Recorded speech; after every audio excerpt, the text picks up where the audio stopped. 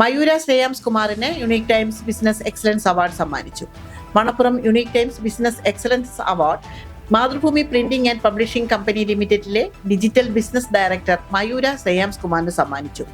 Business, innovation എന്നീ മേഖലകളിലെ മികച്ച സംഭാവനകൾക്കാണ് visionary digital growth leader award സമ്മാനിച്ചത്.